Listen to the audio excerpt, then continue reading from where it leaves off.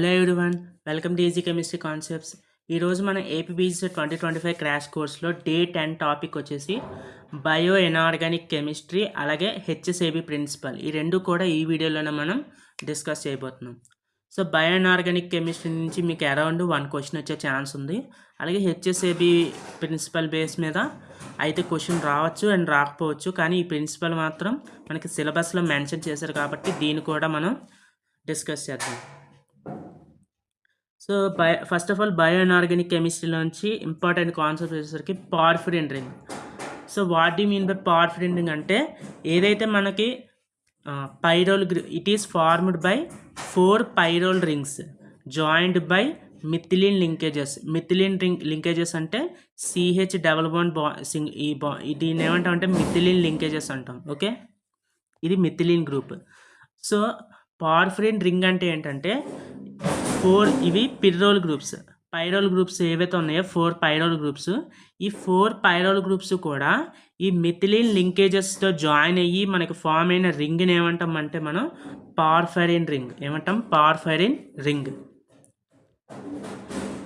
So ఈ porphyrin ring అనేది ఏదైనా ఒక మెటల్తో బాండ్ అయి ఉంటే దాన్ని మెటలో పార్ఫైరిన్ అంటాం. ఏమంటాం, porphyrin when bonded with any metal that is known as metalloporphyrin. So ఈ మెటలోపార్ఫిరిన్లోనే మనకి 2 ఎగ్జాంపుల్స్ ఉంటాయి. ఫస్ట్ వన్ ఏంటంటే if the metal is iron, ఆ మెటల్ అనేది మనకి ఐరన్ అయినట్లయితే దాన్ని ఏమంటామంటే ఐరన్ పార్ఫిరిన్ అంటాం. ఏమంటాం, ఐరన్ పార్ఫిరిన్. ఈ ఐరన్ పార్ఫిరిన్కే ఇంకొక నేమ్ ఏంటంటే హీమ్ అనమాట. సో హీమ్ అంటే ఏంటి, ఐరన్ పార్ఫిరిన్ని మనం హీమ్ అంటాం.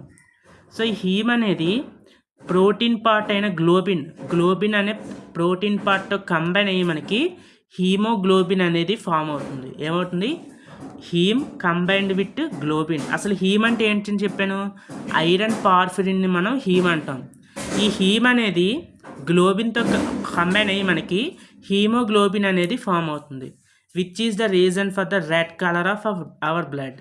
సో మన బ్లడ్ రెడ్ కలర్లో ఉండడానికి రీజను ఈ హీమోగ్లోబిన్ అనమాట. ఓకే, అయితే ఈ హీమోగ్లోబిన్లోని ఐరన్ అనేది ఉంది కదా, ఈ ఐరన్ ఆక్సిడేషన్ స్టేట్ అనేది +2లో ఎగ్జిస్ట్ అయి ఉంటుంది అనమాట. ఏంటి, in haemoglobin the oxidation state of iron is +2. ఏంటి, +2. అలాగే ఈ హీమోగ్లోబిన్ అనేది దీని వర్క్ ఏంటంటే ఆక్సిజన్ని ట్రాన్స్పోర్ట్ చేయడం. మన రెడ్ బ్లడ్ సెల్స్లో ఉన్న హీమోగ్లోబిన్ అనేది ఆక్సిజన్ని క్యాప్చర్ చేసి మనకి ఆక్సిజన్ని బాడీ మొత్తం ట్రాన్స్ఫర్ చేస్తూ ఉంటుంది. అయితే ఈ ఆక్సిజన్తో కంబైన్ అయ్యిగా వచ్చిన మన హీమోగ్లోబిన్ ఏమంటామంటే ఆక్సీ హీమోగ్లోబిన్ అంటాం, దాన్నే ఆక్సిడైజ్డ్ ఫామ్. సో ఈ ఆక్సీ హీమోగ్లోబిన్ అనేది డయామాగ్నెటిక్ నేచర్ని ఎగ్జిబిట్ చేస్తుంది అనమాట. అదే డిఆక్సీ అంటే వితౌట్ ఎనీ ఆక్సిజన్ ఉన్న హీమోగ్లోబిన్ ఏదైతే ఉందో దాన్ని డిఆక్సీ హీమోగ్లోబిన్ అంటాం. సో ఈ డిఆక్సీ ఫామ్ అనేది మనకి పారామాగ్నెటిక్ నేచర్ని ఎగ్జిబిట్ చేస్తుంది. ఈ పాయింట్స్ అనేవి ఇంపార్టెంట్. ఓకే, నెక్స్ట్ వచ్చేసి మనకి హీమోగ్లోబిన్ అనేది 4 హీమ్ గ్రూప్స్, ఏంటి 4 హీమ్ గ్రూప్స్ కలిపి ఈ ప్రోటీన్ పార్ట్ ఏదైతే గ్లోబిన్ ఉందో ఈ ప్రోటీన్ పార్ట్తో కంబైన్ అయ్యి మనకి హీమోగ్లోబిన్ అనేది అరేంజ్ అయి ఉంటుంది. సో ఈ 4 హీమ్ గ్రూప్స్లోని ఒక యూనిట్ని అంటే ఒక హీమ్ గ్రూప్ని మనం మయోగ్లోబిన్ అంటాం. అంటే మయోగ్లోబిన్ అంటే ఏం చెప్పచ్చు అంటే it is a monomer of haemoglobin. హీమోగ్లోబిన్లో ఉన్న 4 యూనిట్స్లో కూడా ఒక పర్టికులర్ ఒక యూనిట్ని మనం మయోగ్లోబిన్ అంటాం. ఓకే, ఈ హీమోగ్లోబిన్ అనేది దీని వర్క్ ఏమని చెప్పాను, ఆక్సిజన్ ట్రాన్స్పోర్ట్.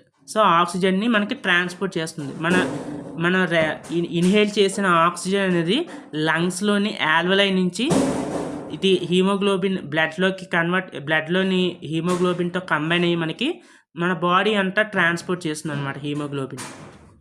అయితే ఈ మయోగ్లోబిన్ వర్క్ వచ్చేసి ఇది మనకి టిష్యూస్లో ప్రెజెంట్ అయి ఉంటుంది అనమాట. ఎక్కడ, హీమోగ్లోబిన్ అనేది మన బ్లడ్లో ప్రెజెంట్ అయి ఉంటుంది. Myoglobin is present in the టిష్యూస్లో ఉన్న ఈ మయోగ్లోబిన్ ఏం చేస్తుందంటే ఈ హీమోగ్లోబిన్ ఏదైతే మనకు ఆక్సిజన్స్ని అన్ని టిష్యూస్కి మన బాడీలో ఉన్న అన్ని సెల్స్కి ట్రాన్స్పోర్ట్ చేసిందో ఆ ట్రాన్స్పోర్ట్ చేసిన ఆక్సిజన్ని మనం యూస్ చేసుకోగా రిమైనింగ్ ఆక్సిజన్ని మనకి ఈ టిష్యూస్లోని మయోగ్లోబిన్ అనేది స్టోర్ చేస్తుంది అనమాట. సో మయోగ్లోబిన్ వర్క్ ఏంటి? స్టోరేజ్ ఆఫ్ ఆక్సిజన్ని స్టోర్ చేయడం అనమాట. ఓకే, నెక్స్ట్ వచ్చేసి క్లోరోఫిల్. సో మనకి క్లోరోఫిల్లో మనకి హీమోగ్లోబిన్లో హీమ్ యూనిట్ ఎలాగుందో ఐరన్ పార్ఫిరిన్ దాన్ని హీమ్ అంటాం. ఎలాగైతే ఉందో క్లోరోఫిల్లో కూడా క్లోరిన్ అని ఉంటుంది. క్లోరిన్ అంటే ఏంటంటే మెగ్నీషియం పార్ఫిరిన్, అంటే పార్ఫిరిన్ రింగ్ అనేది మెగ్నీషియం మెటల్తో బాండేగా వచ్చిన కాంపౌండ్ని మనం క్లోరిన్ అంటాం. సో క్లోరోఫిల్లో ఉండే మెటల్ పార్ఫిరిన్ ఏంటి? మనకి క్లోరిన్ అనమాట. అంటే దాన్ని మెగ్నీషియం పార్ఫిరిన్ అంటాం. ఓకే, ఈ క్లోరోఫిల్ మనకి 2 టైప్స్ అనమాట. క్లోరోఫిల్ ఏ ఉంటుంది, అలాగే క్లోరోఫిల్ బి ఉంటుంది. అయితే ఈ రెండిటికి డిఫరెన్స్ ఏంటంటే రెండిట్లోని క్లోరోఫిల్ స్ట్రక్చర్ అనేది ఒకలాగే ఉంటుంది. కానీ క్లోరోఫిల్ ఏలోని ఒక ఆల్కైల్ గ్రూప్ ఉంటుంది అనమాట, CH3 గ్రూప్ అనేది ఉంటుంది. రిమైనింగ్ స్ట్రక్చర్ అంతా సిమిలరే. అదే క్లోరోఫిల్ బి వచ్చేసరికి ఈ CH3 ప్లేస్లో aldehyde group, CHO group, formyl group అనేది ప్రెజెంట్ అయి ఉంటుంది అనమాట. ఈ రెండు మనకి ఈ స్ట్రక్చర్స్ డిఫరెన్స్ వల్ల chlorophyll A and chlorophyll B అని మనం క్లాసిఫై చేసాం. సో అలాగే ఈ క్లోరోఫిల్లో ఉండే ఈ క్లోరిన్ పిగ్మెంట్ అనేది గ్రీన్ కలర్లో ఉంటుంది మనకి. ఓకే, అలాగే మనకి ప్లాంట్స్లో ఇంకా ఉండే పిగ్మెంట్స్ ఏంటంటే జాంటోఫిల్స్, కెరోటినాయిడ్స్. ఇందులో ఈ జాంటోఫిల్ అనేది ఎల్లో కలర్లో, అలాగే కెరోటినాయిడ్స్ వచ్చేసి ఆరెంజ్ కలర్లో ఉంటాయి. ఓకే, అండ్ ఈ ఎంజైమ్స్ చూసుకున్నట్లయితే మనకు బయో ఆర్గానిక్ కెమిస్ట్రీలో నైట్రోజినేజ్ ఎంజైమ్ అనేది దీని వర్క్ ఏంటంటే అట్మాస్ఫిరిక్లో ఉన్న నైట్రోజన్ని అమోనియా కింద కన్వర్ట్ చేయడం అనమాట. ఓకే, ఇందులోని ఈ నైట్రోజినేజ్ ఎంజైమ్లో ఉండే మెటల్స్ ఏంటంటే ఐరన్, మాలిబ్డినం, అలాగే కొంచెం సల్ఫర్ కూడా మనకి ఉంటుందన్నమాట, కాంపోజిషన్ అనమాట. సో నైట్రోజన్ ఎంజైమ్లో ఉండే మెటల్స్ ఏంటి? మనకి ఐరన్, మాలిబ్డినం. ఇంకా డెప్త్గా అడగాలనుకుంటే కొంచెం సల్ఫర్ కూడా ఈ వీటిలో మిక్స్ అయి ఉంటుంది. ఓకే, అండ్ అలాగే మనకి హీమోగ్లోబిన్ వచ్చేసరికి బ్లడ్ ట్రాన్స్పోర్ట్ ఇన్ హ్యూమన్స్ కదా. అలాగే కొన్ని ఇన్సెక్ట్స్లోని, కొన్ని ప్రైమరీ యానిమల్స్లోని వాటిలో ఏంటంటే మనకి హీమోసైనిన్ ఉంటుందన్నమాట. మనకి ఎలాగైతే హీమోగ్లోబిన్ ఉందో వాటిలోని ప్రిమిటివ్ ఆర్గానిజమ్స్లో మనకి హీమోసైనిన్ అనేది ఉంటుంది. బికాస్ ఆఫ్ హీమోసైనిన్ వాటి బ్లడ్ అనేది మనకి బ్లూ కలర్లో ఉంటుందన్నమాట. సో దీన్నే బ్లూ బ్లడ్ అని కూడా అంటాం. అయితే ఈ హీమోసైనిన్లో ఉండే మెటల్ ఏంటంటే మనకి కాపర్. మనకి ఎలాగైతే హీమోగ్లోబిన్లో ఐరన్ ఉందో హీమోసైనిన్లో మనకి కాపర్ అనేది ఉంటుంది. ఓకే, దీని వర్క్ కూడా ఆక్సిజన్ ట్రాన్స్పోర్ట్ చేయడమే. ఓకే, ఇది ఓవరాల్గా బయో అన్ఆర్గానిక్ కెమిస్ట్రీ. నెక్స్ట్ టాపిక్ వచ్చేసి మనకి HSAB ప్రిన్సిపల్. అసలు HSAB ఫుల్ ఫామ్ ఏంటంటే hard and soft acid base theory. Hard and soft acid base theory. ఈ థియరీని ప్రపోజ్ చేసింది ఎవరంటే పియర్సన్. సో దీన్ని పియర్సన్ థియరీ అని కూడా అనొచ్చు. ఓకే, సో ఈ థియరీ బట్టి పియర్సన్ ఏం చేశాడంటే ఈ యాసిడ్స్ని, బేసెస్ని మనకి క్లాసిఫై చేశారు. ఎలాగంటే యాసిడ్స్ని మళ్ళీ హార్డ్ యాసిడ్, సాఫ్ట్ యాసిడ్, అలాగే బేసెస్ని కూడా హార్డ్ బేస్, సాఫ్ట్ బేస్ కింద మనకి క్లాసిఫై చేశారు. అంటే దేని బేసిస్ మీద ఇలా క్లాసిఫై చేశారు అంటే మనకి యాసిడ్లోకి వస్తే ఏవైతే స్మాల్ సైజెస్ ఉంటాయో, అంటే స్మాల్ సైజ్ ఉండి అలాగే హై పాజిటివ్ ఛార్జ్ ఉన్న యాసిడ్స్ అన్నీ కూడా హార్డ్ యాసిడ్స్ కింద క్లాసిఫై చేశారు. అలాగే లార్జ్ సైజ్ ఉన్నవి, లో పాజిటివ్ ఛార్జ్ ఉన్న యాసిడ్స్ అన్నీ కూడా సాఫ్ట్ యాసిడ్స్ కింద క్లాసిఫై చేశారు. వీటికి ఎగ్జాంపుల్ వచ్చేసి హార్డ్ యాసిడ్కి ఎగ్జాంపుల్ వచ్చేసి H+, lithium plus, sodium plus, beryllium +2. ఇక్కడ చూడండి హై పాజిటివ్ ఛార్జ్ ఉంది. అలాగే ఈ H+, లిథియం ప్లస్ ఇవన్నీ ఏంటి? Small size. Okay, magnesium +2, calcium +2, aluminium +3, iron +2, BF3, BCl3 ఇవన్నీ కూడా ఏంటంటే హార్డ్ యాసిడ్స్ అనమాట. ఓకే, అలాగే సాఫ్ట్ యాసిడ్స్కి వచ్చేసరికి ఏవైతే లార్జ్ సైజు ఉన్నాయో అలాగే లో పాజిటివ్ ఛార్జ్ ఉన్నాయో అవన్నీ కూడా సాఫ్ట్ యాసిడ్స్ కింద మనకి క్లాసిఫై చేశారు. ఇందులో వచ్చేసరికి మనకి copper, silver, gold, mercury, పలాడియం, cadmium, platinum ఇవన్నీ కూడా వెరీ లార్జ్ సైజ్ ఉన్న మెటల్స్ అనమాట. ఇవన్నీ కూడా సాఫ్ట్ యాసిడ్స్ కింద మనకి క్లాసిఫై చేశారు. అలాగే నెక్స్ట్ వచ్చేసి బేస్ ఎలా క్లాసిఫై చేశారంటే ఏవైతే స్మాల్ సైజ్ ఉండి హై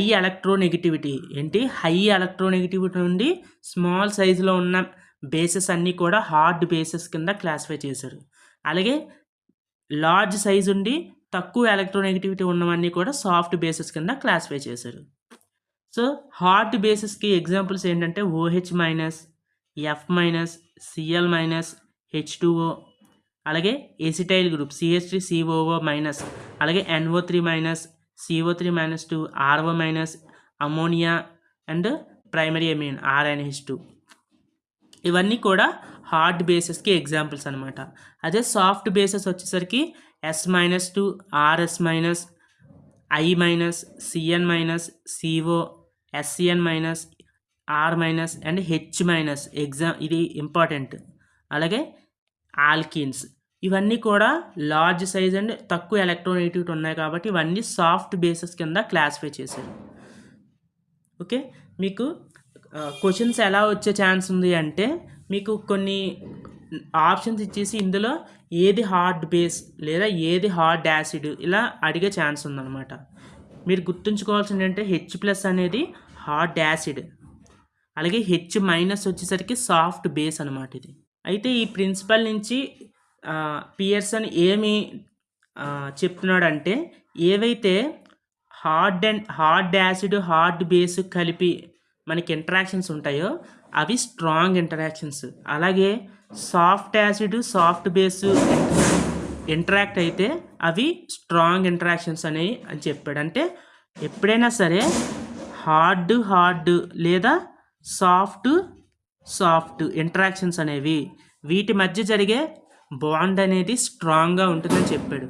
లేదా ఒకటి హార్డ్ ఒకటి సాఫ్ట్ అయినా, ఒకటి సాఫ్ట్ ఒకటి హార్డ్ అయినా సరే వీటి మధ్య జరిగే ఇంటరాక్షన్స్ అనేవి అంత స్ట్రాంగ్గా ఉండవు, వీక్ ఇంటరాక్షన్స్ అనమాట. ఎప్పుడైనా సరే హార్డ్ ఇంటరాక్షన్స్, సాఫ్ట్ ఇంటరాక్షన్స్ అనేవి స్ట్రాంగ్ ఇంటరాక్షన్స్, స్ట్రాంగ్ బాండ్ అనేవి ఫామ్ చేస్తాయి. ఓకే, సో మనకి హార్డ్ ఇంటరాక్షన్స్ అనేవి ఎక్కువ అయనిక్ నేచర్ని ఎగ్జిబిట్ చేస్తాయి. అయనిక్ ప్రాపర్టీని ఎగ్జిబిట్ చేస్తాయి.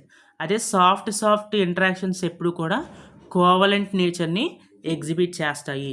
ఓకే, ఇది మనకి HSAB ప్రిన్సిపల్. సో ఈ వీడియోలో మనం బయోఆర్గానిక్ కెమిస్ట్రీకి సంబంధించి important concepts and HSAB principle కూడా ఈ వీడియోలో మనం డిస్కస్ చేసాం. సో ఈ కంటెంట్ మీకు నచ్చినట్లయితే లైక్ చేయండి. అలాగే మీ క్లాస్మేట్స్కి, మీ ఫ్రెండ్స్కి, మీకు తెలిసిన జూనియర్స్కి, వాళ్ళకి ఎవరైతే ప్రిపేర్ అవుతున్నారో వాళ్ళకి షేర్ చేయండి. ఈ వీడియో కనుక మీకు నచ్చినట్లయితే సబ్స్క్రైబ్ చేయండి, పక్కనే ఉన్న బెల్ ఐకాన్ని యాక్టివేట్ చేసుకోండి సో దట్ మా లేటెస్ట్ వీడియోస్ మీరే ఫస్ట్ చూడవచ్చు.